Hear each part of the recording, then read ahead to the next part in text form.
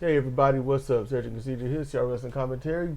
It's Friday night SmackDownish because you know. Make sure you like, subscribe, click the bell, all that jazz. Okay, so they show the people entering. Drew attacks Damian, asking what do you think was going to happen. Drew lowered it over him for a moment just to be sure he was down, and then he left. You know, just looking at him like, I guess we done. Yeah, but it won't like he just, attacked him. He attacked him with his claymore and smashed him into one of them equipment trunks. Yeah, it's what he had to do. I mean, it's important to mention that. It is? Mm-hmm. Y'all gonna be upset later. Okay, so then they review the Elimination Chamber and Cena's heel turn. Personally, I wasn't surprised. I wasn't. I'll be honest with you, I was looking at people's it was showing people's reaction. I was like, are these people paid by WWE to react like this? Because they look genuinely stunned. They look like, oh my God, how could you break my heart? Or, oh no, this is a horrible thing. I'm like, y'all, y'all are not. If these people were little people, if they were single-digit people, when John Cena came out and was talking about say your prayers and eat your vitamins, then yeah, it's possible. For 20 years.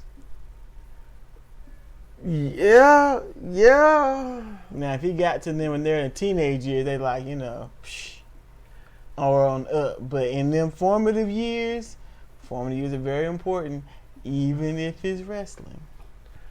I'm just like, you've seen people go heel, face, heel, neutral, and then out of a company to another company, back again.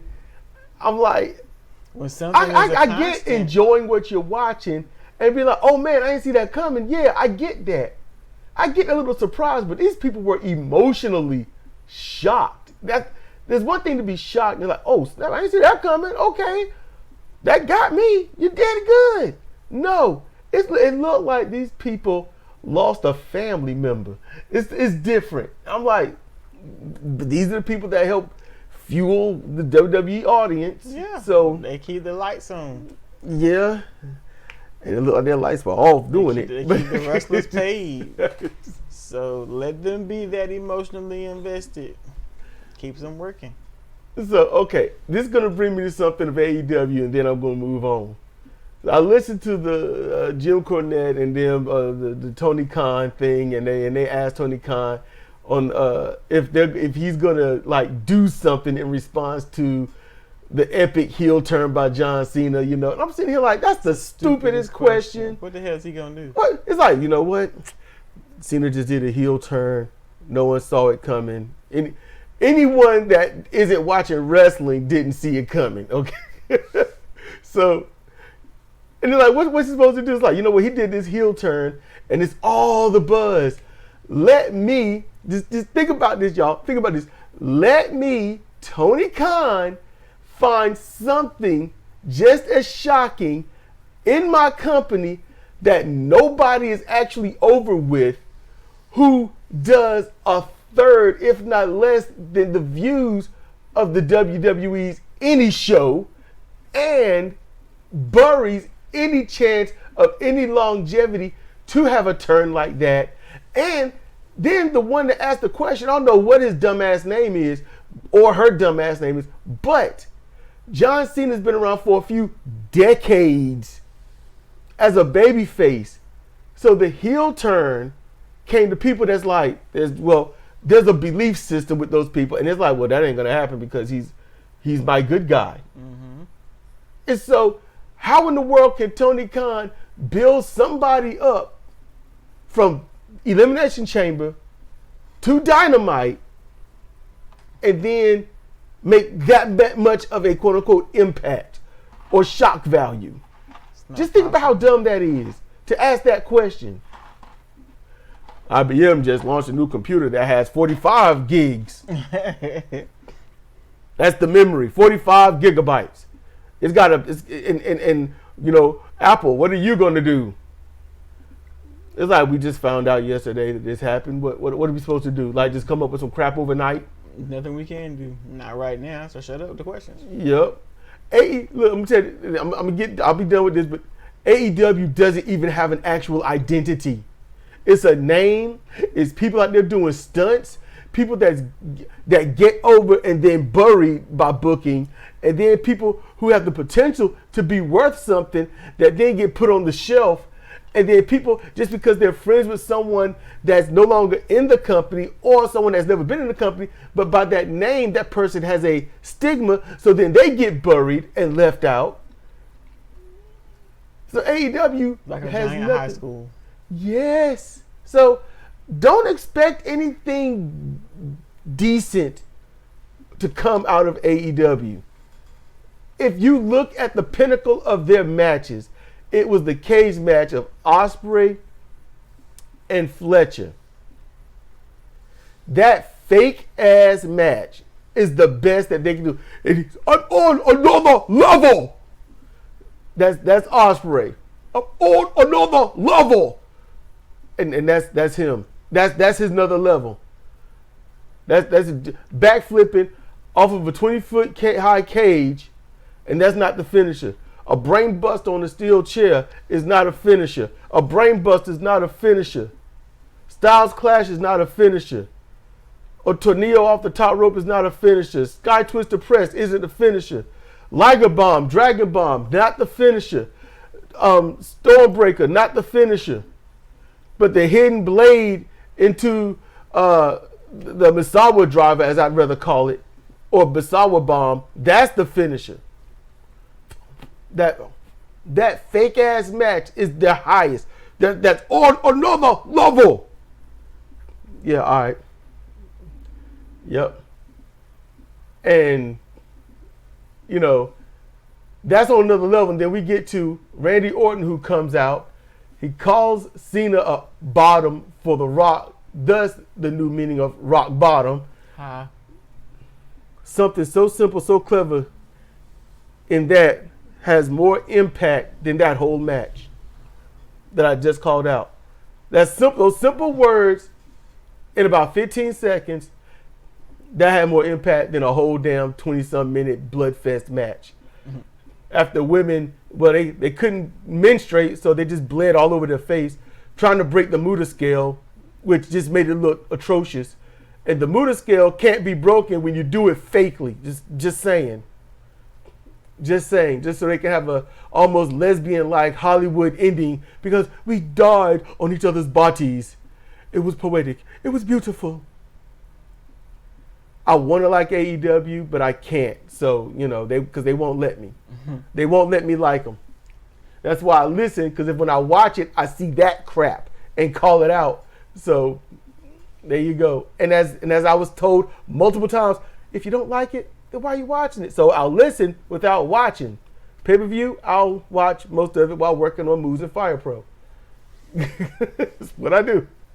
So he said, Orton, after, saying there's another meaning to the word rock bottom, Randy Orton, then he says that he and Kevin Owens have a few things in common, and as the wrestler, he admires a good amount of Kevin Owens and his effort and things that he had to go through to get to where he's gotten. But as a man, I don't like him at all. Randy runs down how Kevin's accomplishments and Kevin's accomplishments, and he doesn't understand how a guy who's done everything in his career that few has been able to do can be jealous of anything or anyone. Good all question. Of his headlines, all of his title reigns, all of his accomplishments, the people he's worked with, the people that he's put down, the people he done went over, and all the fans that love him and stuff, how can he be jealous?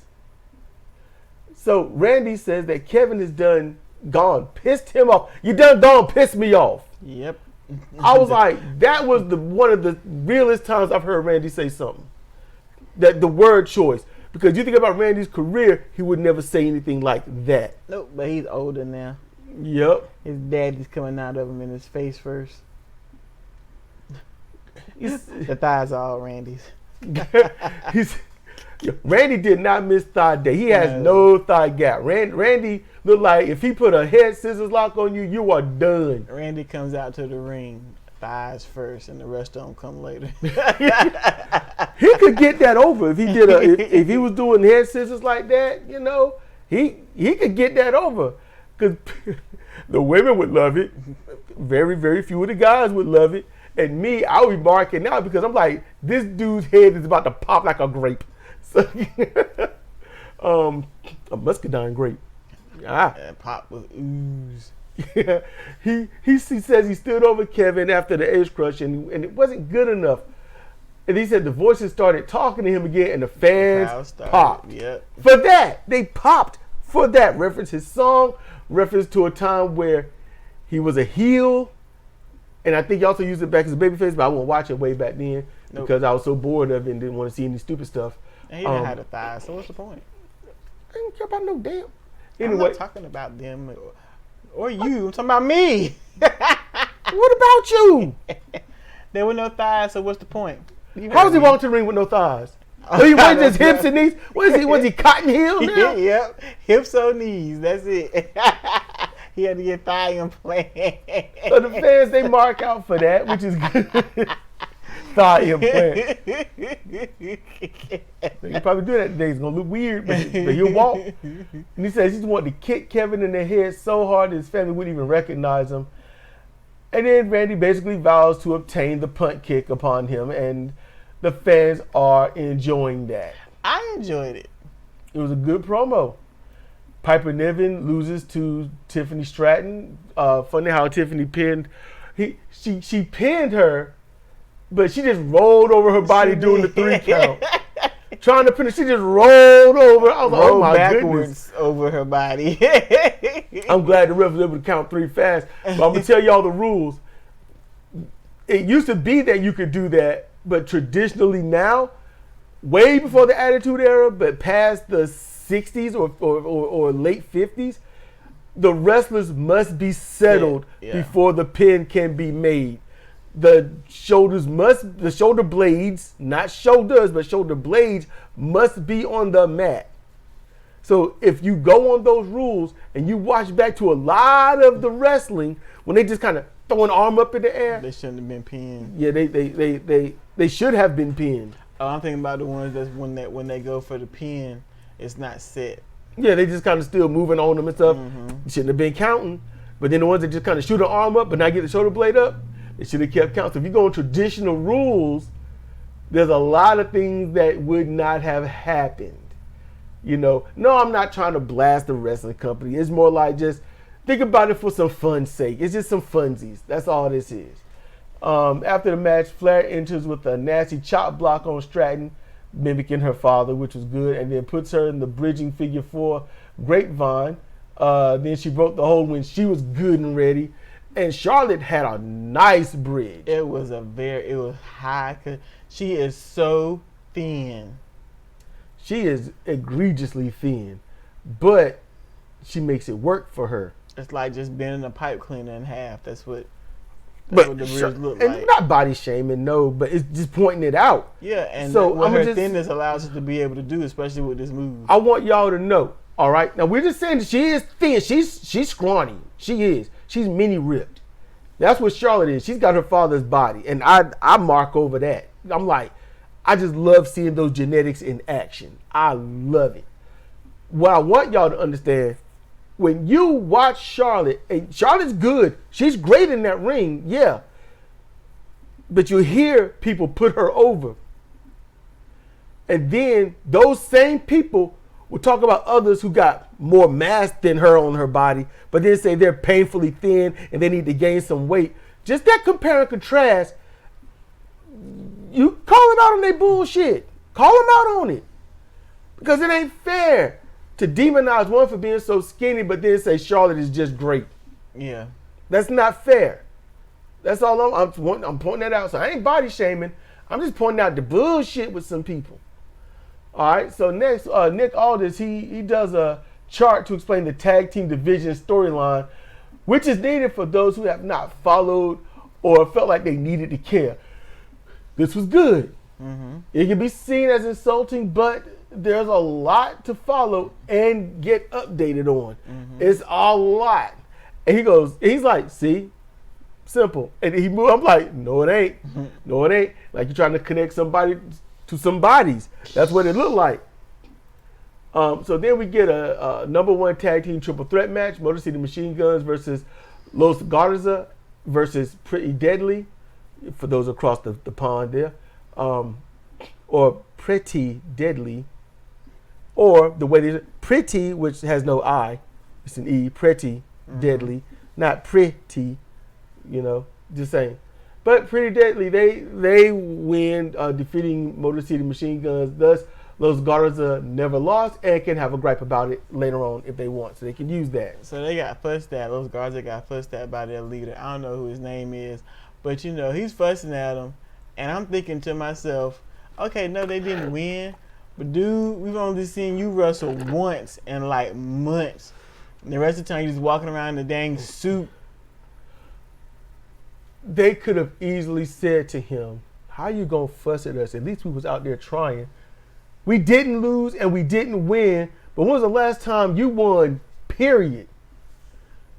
Which is what some people, in my faction is going at me on Fire Pro. So, And then Andrade showed up to do, I don't know the names of the guys in Los Garzas, but it's one who has got dimples in his face so deep. He's the cutest one of the two, but he's got these serious dimples, man. And Andrade walked up to him and was like, you really don't have to take that. Yep. And you could tell he was thinking about it. It's like, right. I could have somebody love my dimples. I'm taking all this damn bull. This ain't about dimples. Why not? You don't hire somebody because of dimples? What are you, John Laurinaitis? What is that? What does he got to do with anything? He was hiring girls because they were pretty and looked good in white panties. Allegedly. What I'm saying is, the dude might be thinking, I could be working with somebody who will love me and treat me well and not denigrate me and not make me feel bad in front of my face. So you're just trying to hire somebody with dimples that look good in white panties? Yes, honey. I want to see somebody look good in white panties. It just makes my day. Well, those Garza, you got an issue right now. Because she's going to get you in them white panties. I'm going to get you in them white panties. You gone somewhere with that bullshit.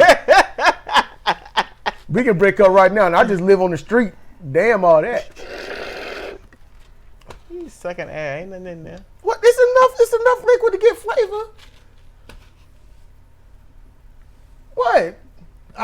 Look, y'all do that too, right? You get the water, the ice water is down, and you just kind of sip that ice because it got the flavor of some of the soda that was on it or whatever drink you had. It's reminiscent, reminiscent of the love we had, just, yep. It's just air in there, it. If it was just air, hold on, yeah. It'd just be that, and then I'd be choking like I'm about to. So look, Cedra says, okay, Bianca comes out and Cedra says that she looks like she's in mourning. Keep in mind, she was on Raw. She was all right there.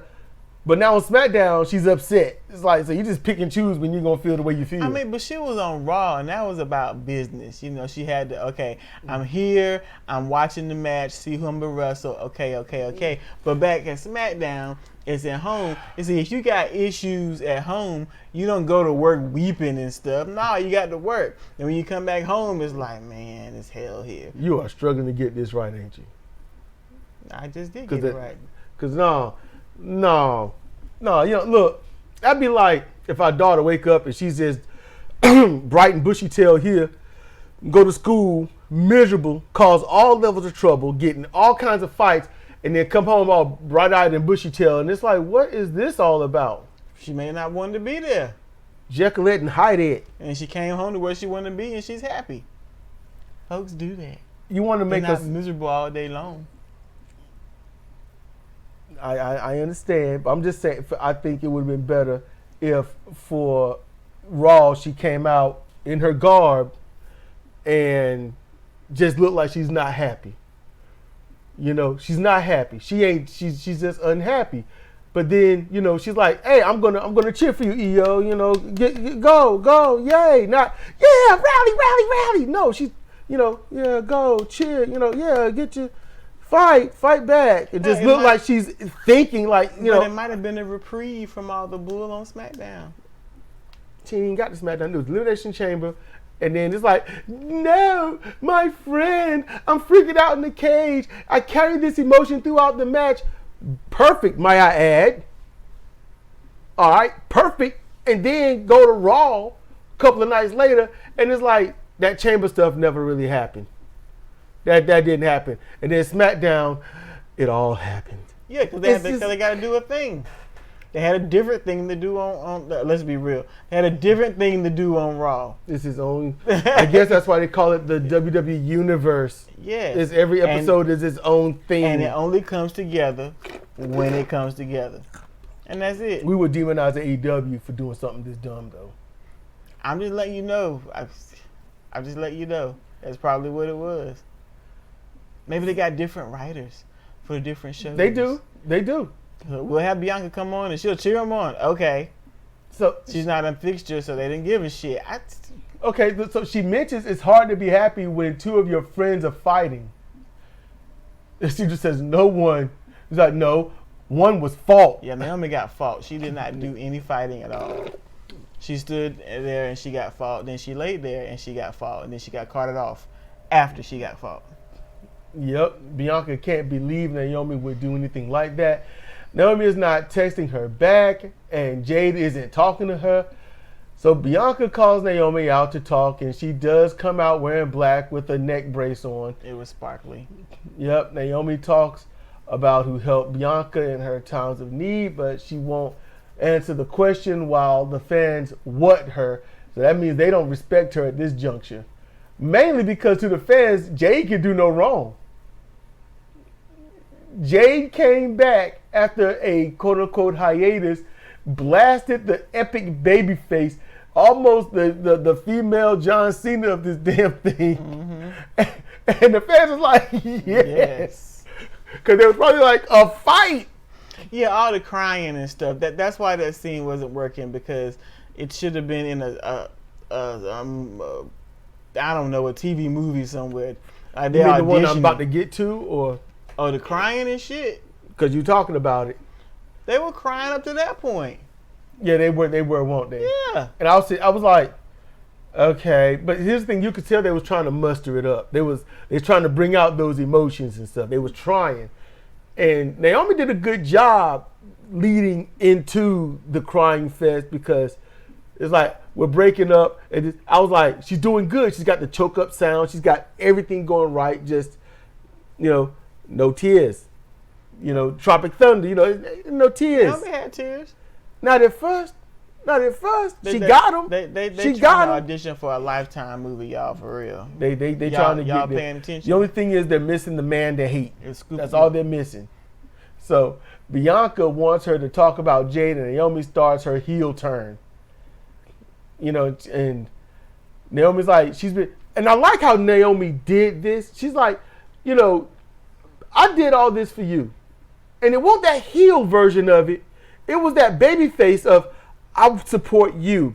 She's riding your coattails. I got tired of seeing her use you. I got tired of you being seen as the one that's lesser when you've worked so hard to be where you are.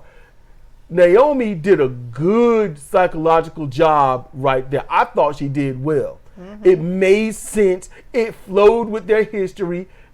I liked it. Just Bianca won't buy what she was selling. Yep. And so Naomi didn't care about Jay. She's like, you didn't care, because the way it looked, Jay didn't care about Bianca. And I'm like, yeah. And so I had to note that it's clear Naomi did it, and both women, their tears and emotions, they were riding high to the point where the fans are like, oh no, this is bad. The fans couldn't really dislike or hate or love or like any one of these women. They was like, oh, this is happening. Mm-hmm. The fans got pulled in. Mm-hmm. That let you know you was doing it right. When the fans got pulled in, They was all watching Young and the Restless at this point. They was in there. And then see they're talking about Naomi with all the eye makeup on. How do you blink? It was so heavy. It just seemed like it should have weighed her eyes down till they closed. And she wouldn't be able to lift it back up. Like it was just layers upon layers of glitter and crap. Naomi milks the scene and then says, yeah, I did it. And I did it for you. Bianca's like, we're done. She leaves Naomi, and Naomi is pleading and crying and apologizing. Don't do this. Don't. And I'm sitting like, man, them ropes ain't stopping you. But then Naomi's like, please. She shrieks for Bianca to not walk. Then she's like, I wished I pushed her harder. And the crowd's like, ooh. And the crowd didn't ooh like they saw a move. No. That was the crowd oohing like a collective group watching your daytime TV drama. Yeah. Ooh. And then she want to say, you know what? You ungrateful. You ungrateful bitch. Yep. I was waiting for the C word to come out. Nah, it's not going to come out. It should have. You don't see what I did for you? You're ungrateful. Yep. And she called that bitch, and Bianca looked back like, so it's like that. But before she can make a move on it, Jade arrives wearing white, blonde hair, and power walks to the ring and goes after Naomi. Because she stopped at Bianca. Bianca looked like, man, I ain't got nothing to do with this now. So it wasn't white and blonde hair. It was very, very, very light gray with splashes of red, and her hair was gray. I thought the red was a design I couldn't figure out. I thought it might have been butterflies. It was some sort of design, or a streak. But the outfit, it wasn't white. It wasn't white. It was like a cool gray. Yeah. And her hair was the cool gray too. It was just long this time. I thought it was blonde. No, it's that cool gray. Because she matched head to toe. She got a habit of that. Yeah. She usually trying to wear something that she cosplay. When it turns in terms of attire, not antics. And she rarely goes straight blonde. She'll do white first. She might flip the green. I like the green when she did the green. But you rarely see her just blonde. I'm not even a fan of green, but she made that shit pop. And she had the right color. It was the right shade. There are some very beautiful shades of green out there, but most people don't wear those. They wear like plant green or army green or olive green. I don't know why.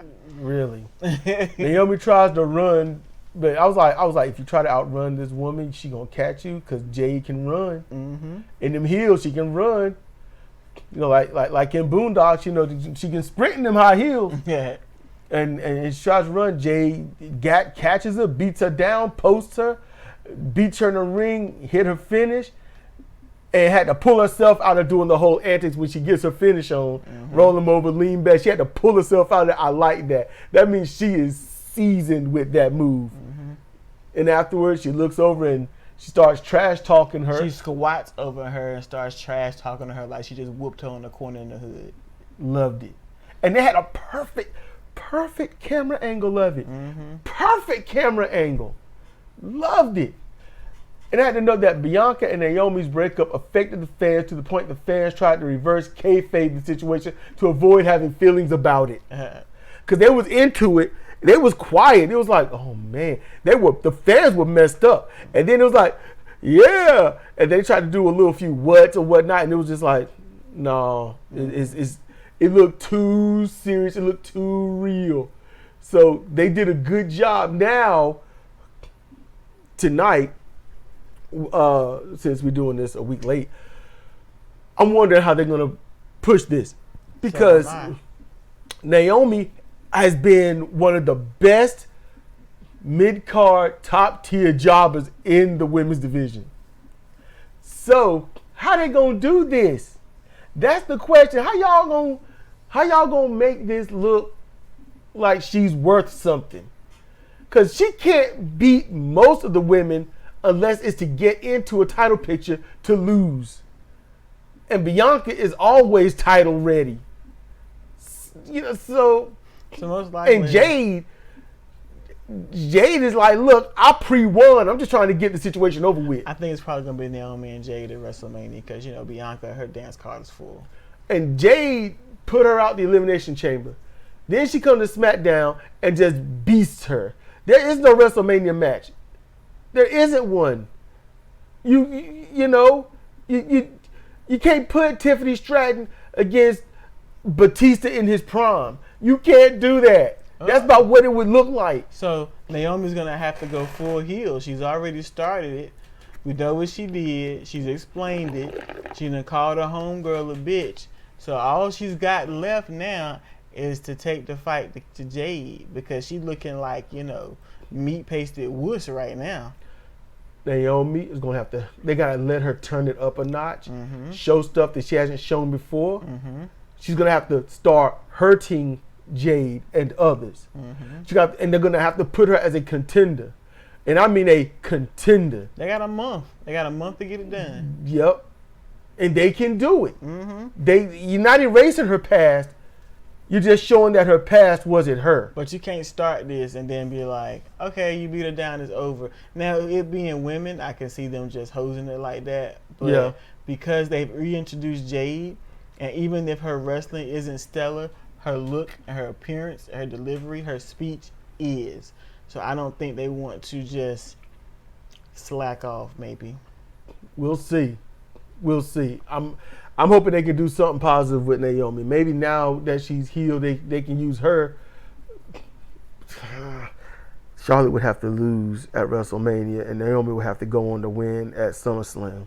Yeah, and Charlotte is not going to lose to Tiffany Stratton. I can't see that. I can't see that happening unless somebody run in and it's a fuck finish. And that would be Naomi. She would run in and attack. So, let's see. Drew, he's in the back. He's asked about Cena, and he gives everyone a "I told you so," and he earned that "I told you so." So then they show Cody Rhodes talking to Lex Luger and invite him to be WWE Hall of Fame, and Luger looked good. You could look at him and say, "That's Lex Luger." Yeah, like that's him. And he was working out with DDP. Doing yoga. And he can stand. He can stand up. He can get up because he's been confined to a wheelchair. So I'm happy for the dude. Yeah. Improving his quality of life, man. Yep. Or Triple H would say, this is how you can lose 240 pounds over a few decades. That crap he pulled with Chris Masters and stuff. Charlotte Flair talks about the women's division being weak. But now that she's back, it's got something to it. B-Fab confronts her. B-Fab, who hasn't won anything, even a shadow boxing match, confronts her and challenges her to a match in Barcelona. Now, when I talk about B-Fab like that, I'm not saying like, oh, she's just mistress of the job. But they won't let her look good. They'll throw her in a three-way match that she lose. They'll throw her in a tag match where she lose. She just come out to the ring and lay down and get pinned by air. It's just, and it's annoying. It's annoying when they do that. If she's not ready for the ring, then don't put her out there. It's that simple. Yeah. If you know someone's not ready, don't have them do it. If they're not good at live promos, don't have them do it. It's that simple. If your car has no engine, then why are you trying to drive it? Yeah, that's because you're not going nowhere. There you go. So, B-Fab tells her that no one cares that she's back and they'd rather carve their own legacy instead of trying to ride your coattails or whatever your little narcissistic tail is trying to do. Flair lets her know that everyone eventually bows down to the queen. The Flair ends with ciao and Cedra jumps in on like fast. That's Italian. So I thought that was funny. Because they're not going to Italia. Haha. So Braun Strowman, which I could not spell for Jack. It's okay. I don't know, man. See, the S and D are close together. Yeah. Is Braun Strowman? No, it's D. Strowman. Oh, is Detroman. Okay. Yeah. Versus Solo Sikoa. And I was like, something don't seem right with this situation. I didn't think it seemed right either. I mean, I was like, why y'all wrestling? Like, this don't look right. It's literally like you got a wall of white paint, and then to match that white paint, on the next wall you put plaid. It didn't. I was like, this don't look. Something ain't right with this. Yeah. So Braun, he had it won on a counter, one shoulder power slam, but Tama Tonga attacks, causing a DQ. Which I was like, what? Huh? Braun fights back. Fatu comes out to Pyro, so you know where that is. They stand across the ring with the fans chanting Fatu because Jacob is over. They fight. And I'm going to say something about Jacob later because some of y'all are ticking me off. And let me just say, after this point, Sokoa vanished. I don't know where Solo went. He teleported. I don't know where Tama went. They was just gone. Like, they just melted into the floor. Yep. They fought, and the fans are happy for a second. Never mind. They just want Fatu to beat this guy's ass. Fatu does a suicida, but was short and gets chokeslammed on. He fell short. I was like, maybe he didn't jump far enough. Maybe rope caught him. Maybe Strowman backed up, but the camera didn't catch it. I don't know. But it looked bad. And then, and Jacob, he no-sells it, runs off the table, hit a flying back elbow. They fight into the fans where Fatu come up short on a jumping elbow from the barricade, but the camera angle blocked us from seeing if he changed up to a hammer fist or not. He just come up short on that jumping overhead elbow, or did he change up to a hammer fist? Couldn't tell because he was behind Strowman. Fatu put Strowman on the cases outside. He planned something, but Braun chokeslams him from atop there on the two tables with softer debris underneath. You could see it. And then it's not long before Jacob is getting up and looking at him like, man. And then he got help from the staff. They seem to keep him from any further attacks. Now, I'm going to tell y'all this. There are videos out there of Jacob Fatu. Y'all are getting on my nerves. Some of y'all getting on my nerves. Y'all know who you are. All right? They out there. Jacob doing promos, interviews with people, and he's just being him. He's just himself, his regular self. And y'all trying to expose Jacob for some reason. Jacob out of character. Jacob, he's really a nice guy. Jacob is not the same Jacob. Y'all are some dregs of society. We know wrestling is a work, and it's oftentimes a personality work. It ain't like LA Knight go home, see his wife, hey, let me tell you something. I know. That would get old. That would get old you quick. Shut up. I'm trying to go to bed. You're trying to go to bed, and I'm trying to get into bed. That's what it's like. Come on. It ain't like he's going to do that. It ain't like Jacob going out, lay down. I've been wanting to tap that for a week. And it's like, yeah, you want to lay down or get down. What's up? And it's like, oh, snap. Is this forcible? It ain't if you accept it. It's He wouldn't keep his wife very long. Would he?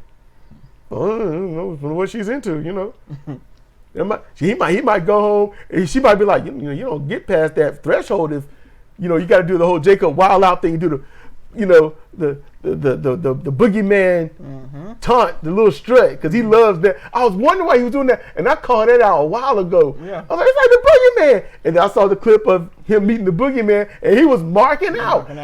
I loved it. Here's something y'all dumbasses don't get trying to expose Jacob. Everyone has known Jacob from MLW. Everyone loved Jacob in MLW. He already had more than a cult following. He had a following. And then the fan that jumped the railing trying to attack, and he dusted him off. So that gives him legitimacy. And now you get to see Jacob just talking, my kids and the women make the world go round. He's doing all this other stuff. He's being all nice and kind. You know what that do for Jacob? He's over even more. So shut up. I like Jacob more seeing that stuff. Y'all crumb bums out there trying to destroy somebody, and all you doing is really making him over. And if you want to take credit for making him further over than he is with your little bullshit, then go fuck yourself, because your intentions are opposite. So you don't get to say that you did something good for him when all you did was try to tear him down and it worked against you. So that's what I'm saying. So y'all can get your bullshit and just shut up. People don't go to the grocery store in character. He'll be walking around screaming at the produce. Nope. Just pick up a melon and get that face looking at it. People be like, this dude is out of his mind. So with that over, and hopefully y'all numbskulls will stop. Anyway, so then LA Knight, he talks and says, it was all gas and no brakes that got slammed on this keister. And I'm like, oh man. So he's letting you know, we and Jacob, we still got something to do. He talks up wanting to fight Nakamura. He gives he says he's going to give Old Glory a better reputation when he wins it, the U.S. title. I was like, all right. Because when we talk about Old Glory, I was like, okay, Hacksaw Jim Duggan, what's going on? It took me out of it and everything like that. So then Chelsea Green dressed as Cactus Jack Manson versus Michin. I'm so tired of these two chicks wrestling. Yep. Alba Fire comes in and uses the Canadian Destroyer on Michin and throws Green atop of her for a 3 count. And I had to note, at least the Destroyer was a final move this time. Santos Escobar berates Los Garza for not winning the match. They leave and Andrade comes in to see the smoke up early. Soon. You always do that. No, you always do this. He comes in, talks to the guy, and he's like, the one with the scar on his chest. He's like, why do you let him talk to you that way? You deserve better. Dude, the scar on his chest is the one with the dimples. Yeah, Dimple Man. Soon to be wearing white panties. She's just gonna make that happen. I don't know why. No, I already told you're gonna be in the panties. You me? I don't know his size. You're trying to fight. I know yours. You feel strong? I do. Let's see.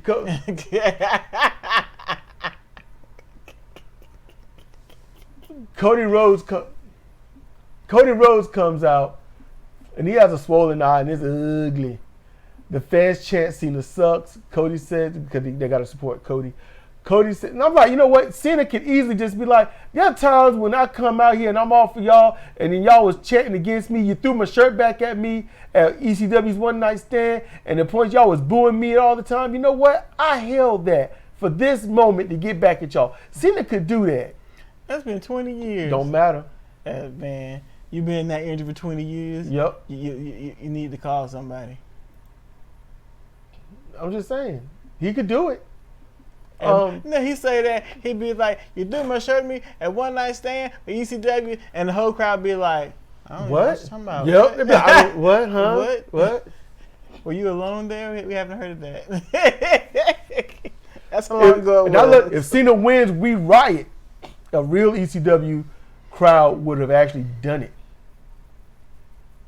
That's the difference. It might have been that individual with that sign might have been a real ECW crowd member, but then he would have been alone. Yep. Rioting. He would have jumped the barricade. What y'all doing? Y'all ain't coming with me? Then he get tackled by security. Yeah. They'd be like, we agree with you until you did it. Yeah. He'd be like, oh, y'all are cowards. He can be like, I'm in prison, but you know what? At least I held about convictions. You liars. Convictions about ECW? That's not... Don't die on that hill. Don't die on that hill. Don't die on that hill.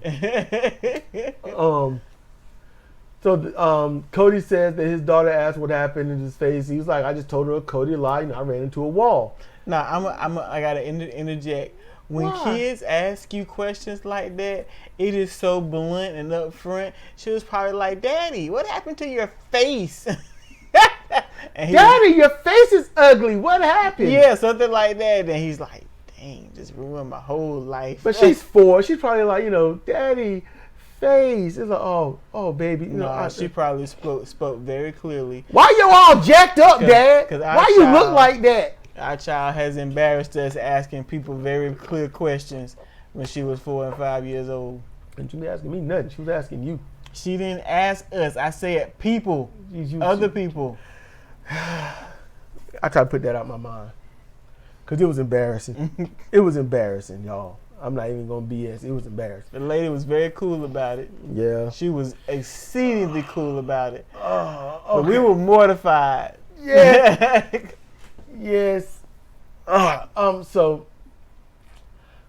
And his face looked jacked up. So if he got that messed up question from his daughter, I understand, man, because it was hamburgering me around that. I would lie to my daughter before I say a short, skinny rapper did this to me. That's why he said he ran to a wall. I'd be like, The Rock beat my ass. It ain't showing on TV. The Rock, the final boss, he took a hammer to my face and did this. I will lie. I will lie. Mommy attacked me again? Yes. Yep. Yes. Your mom, Brandy, did this. I will not say some short, skinny rapper took liberties while I was all prone and trying to sell on the mat to make a show end look good. Mm-hmm. I'm gonna get him back. I'm gonna get him back. I don't care if it's the courtroom or a small personal room. I'm gonna get him back.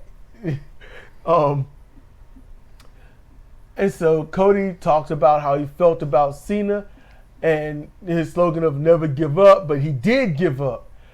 He talks about Cena building himself up to justify his actions. He's like, he's going to do this, he's going to say that, he's going to justify himself, and then, he's going to feel real good afterwards, but there's no justifying anything he did. And I'm like, you know what? And his cadence was coming out. I said, man, that's his dad. Good grief. I could hear it. Cody went on to cut an awesome promo about his father wearing Road Warrior paint because he wanted to cover himself up so he doesn't get booed, and he likened himself to that. And his return, and the fans accepted Cody. Cody, it was like, I came back and y'all cheered me again, and Cody sounded so much like his dad. It gave me some surreal chills. I could hear Dusty saying it in his little urban dialect because Cody was there. Cody was feeling that. I'm like, this is how Cody should talk when he's fired up. This is man, talk about, literally he would be the mega superstar at this juncture, cutting these type of promos. I was like, I forgot I was listening to a promo. I'm not normally impressed by Cody, but he did a very good job. Yes. Cody ends saying the belt is not heavy, as he relayed Cena saying the belt gets heavier every single time. And he's like, it's not heavy, and I hold it up high, and it won't be any different than WrestleMania. So, Cena, you want some? Come get some. And I was like, oh, he threw Cena stuff out at him, and it was a fired up promo, and it was flawless. That was beautiful. And I was like, man, I ain't gonna lie. In my head, I ain't write it down, but in my head, I was like, thank you, Cody. I've needed to hear something like this for a long time. I enjoyed it. You've been messing with my fingers the whole time. What is with you? Yeah, nice finger. Well, thank you. So, Drew McIntyre versus Jim Uso. We did this, I think it was Tuesday. Tuesday we did this, and we came back and finished today. So, we just had an hour to go. And it wasn't really an hour because a whole bunch of talking they shoehorn into these darn hours. Drew McIntyre versus Jimmy Uso. McIntyre came out in his kilt real slow. Yep. Drew's so intro. slow it went from one recording block to another. Yes. Drew's entrance alone, like so many, they are pretty much commercial time. And they should use these intros for commercial time. Go get you a snack, use the bathroom, get you something to drink, get settled, and he still be just climb onto the turnbuckle to do his whole flex thing. Uso rolls into the ring and blasts Drew to start the match. It's a short match, and it was a good one. It was. Drew won with the flying single leg drop kick, got the pin. And after the match, Drew planned to go finish Jimmy off, and then Priest runs in attacking Drew, and the staff pulls him off, and Priest's like, I'm going to kill you every week on sight. He said before that, he said, you could have killed me. You could have killed me, you scumbag. I'm going to kill you every week on sight. Because he could have killed him with his stupid claymore with his up against his head, up against that trunk. See, I told you to come back around. You didn't believe me. What? It has to. If it don't, then it's weak. Meaning I was going to mention it. I told you to come back around. You was like, I don't think so. I'm like, okay. I thought they were going to just have a one-off, and then it would be like next week something gets said or done, yada, yada. I didn't think it was going to come discussion. Oh, okay. Oh, okay. And see, we had two different things in mind. Yeah, and Priest has got to beef with somebody. At least he beef with somebody the same height. Yes. He was like, oh, you want to go? And Priest breaks free and thrust kicks Drew, and it was good. Then he got some hammer fist in, and he was like, he was trying to Ike turn to him, and what's love got to do with it? He's trying to aim and get that hit in. And they pulled him off. Yeah. And then he tried to run back over, but he couldn't run because one ref had his left arm and he couldn't get But I'm going to tell y'all this. When wrestlers, I'm used to wrestlers, when they get blasted and they lay it out and someone grab them, they lift them up and start beating them in the head. They don't cover up. Drew covered up, and Priest did the right thing. He tried to find an opening. That made it look legit. Yep. That is what is needed. When they cover up, you look for an opening. Snake this fist in there some kind of way. Because while they are covered up, you know what they're not doing? They're not throwing punches. They're not trying to grapple. They're not trying to roll over or get away or buck you off. Therefore, what that means, you look for an opening. It adds legitimacy instead of punching somebody's forearms. Or their shoulder. Yeah. And if you need to, you pick them up and you do the hammer punch where you use the inside of your forearm. Your fist is going past the head, but you use the inside of the forearm to hit them at the side, top of their head, and rock that body side to side. Do that. Or hit them twice in the head, and while they're covering up, so then you're gonna keep raining down blows on their head, which is really their arms, and then shift it up, side. Yep. Right gut shot, rib shot. You know. Then them bow to the side, and you can hit the other side. Or something else. Put your hands between their arms to try to wedge them apart. Show that you're trying to get to them, you know, or put that hand right up under the triceps, between the triceps, and try to get to their throat, try to choke them. Or there's so many things. Get them by their head, you take your finger, lick it real good, and you stick it in their ear. They'll open right up. Yep. Open right up. Them hands will go out there. Yep. Cedra sitting over here, she get to read my notes. I don't think she wants to go back to sitting over to the chair across the way and just relaxing and going back to sleep. You want me to go back to sleep? I ain't tell what I want you to do. I'm just saying, you know what? So Cedra compares Nakamura's promo to my character in CR Fire Pro called Life. Nakamura's in a position where his English is not good, so he can't be out there so much doing exchanges. So they got him doing a pre-done promo, and it's pretty good. But the words that he's saying with the character that he's playing, he's talking about LA Knight's future and his current reality and what's going to happen to him, and it's very lifelike. See, I didn't see what he was saying. I was literally typing up the Drew McIntyre stuff. Post-match, and then Drew planned to go finish Jimmy off, and Priest runs into attack. I was typing all that while that was going on. I was like, I'm going to do this. I do not feel like reading that stuff over there. I just want to get this typed out. I was reading it out loud. And so I planned, because I was like, Cedra's going to remember stuff. So I just wrote, Cedra compares Nakamura's to my character Life. That's all I put, and I read it different, because I was like, she's going to be able to bring it back, which she did. Yep. So, all right. So, U.S. title match, because to me, this is just, you know, we took a break. So, I'm like, okay, we got more to watch. And I did not think this is the main event. I was like, then we're halfway through the program now. Nah, bro. So, LA Knight versus Shinsuke Nakamura, or in Japan, Nakamura Shinsuke. This match was refreshing because watching Nakamura, you see stuff you don't ordinarily see. Yeah.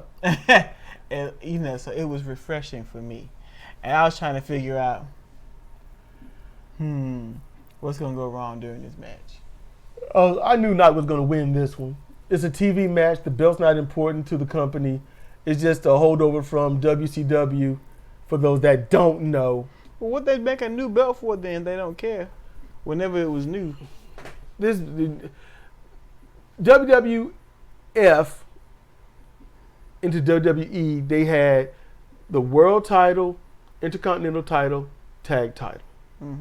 WCW has had so many belts, but they had the world belt, then the US belt, the TV title.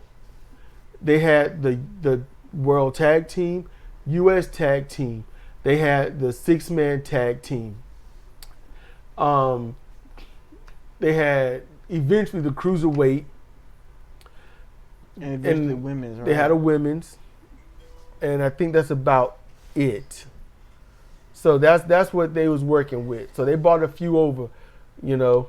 So that, you know, for those that don't know. So this here, LA Knight versus Shinsuke Nakamura, the match was good. It was standard until outside the ring. Knight blocked a chair shot, averting the disqualification. Knight wanted to use the chair, but Charles Robinson dissuaded him. They did some misdirection in the ring, and Nakamura red misted Robinson, and who sold it perfectly because he got blasted. Full blown in the face, and he went to writhing and wiggling and rolling, and then he was gone. It was a perfect missed shot. It looked so nice. And if his face won't red, because it was in his face and he just dropped down. Mm-hmm. So if he didn't get any on him because it was too far away, I couldn't see. Nope. But it was nice. Robinson sold that mess like it burned like hell. And traditionally, from Kabuki, who innovated it, Muta, who adopted it, the red mist allegedly is supposed to be the paralyzing mist. Allegedly. But they fought. They fought for a good bit. Nakamura used the climbing axe kick, and I cannot recall the Joshi that innovated that. My bad. I don't know if it was Azuma or it was somebody else. I don't know. But it's somebody back when what's her name, Manami Toyota and Hokuto and all them were wrestling. That's how long ago that move has been around. But there was no ref for that pin. They fought for a bit. The chair came back into play. Knight hit the snapmare drive on the chair, got the pin, new champion. Show goes off. Yep, roll credits. They did not like Nakamura as champion. They want him to do more in-ring promos, but I think it's just difficult for him. He's been over here for almost a decade. I'm like, bro, you should. Really? Yeah, like, bro, you should have picked up on something. Actually, it's probably been more than a decade. You know, he probably can speak more English. It's just probably really hard to understand him. Yes. And so that barrier is difficult. I read somebody like, as an adult, you can't learn a new language because you're mainly going on memory more so than being immersed, and it's just a part of you. Mm-hmm. And that kind of hurt me because I still would like to learn another language, but maybe we can prove that wrong. I don't know. What do y'all think out there about learning another language? As an adult, is it just memory or is maybe it too late? If there's a system that, because you can always learn new stuff. So if you may not be able to do it the way you once did. It's got to be a different system. Got to be a different way of doing it. Yeah. That is not impossible. You just have to approach it differently. You got to pivot your approach. I like the way LA Knight. I like the way he wrestles. I like the way he talks. I like the way he's a good talker. He's good. This guy has honed his stuff for a very long time. Nakamura, he's not washed up. He's not over the hill, and he's not useless. They just got to find something for him. Yeah. And the thing is, WWE is so severely based on you are only as good of a champion as well as you can talk in the ring. Yeah. Damn your skills in the ring. Just talk on the mic. Just talk. That's it. Nakamura would be the ideal kind of heel to be the one sneak attacking in the back and saying very little. Yes. Because he can speak, he can say more with an attack. Look at what Drew said, what he said, quote unquote, with the attack on Priest. Yep. Nakamura could function the exact same way, but that's not going to work for him to be a face. And I think he could work a heel better than being a face over here. Yes, Nakamura would be a really good heel, and he doesn't have to have these long-winded conversations and all that crap. No, they could. And I was watching them thinking, how you going to make him dangerous? But I guess we could talk about that some other day or whatnot. Yeah, 'cause I got ideas. And, you got a phone call to trace back and whatnot. And it's almost been an hour. Really? Yeah, we have 58 minutes, 35 seconds. So with that, want y'all to, click that bell as you can see it fade away. But this has been Cedric and CJ for CR Wrestling Commentary on Friday Night SmackDown. And want y'all to be cool, be chill, be safe. And we will see you next time.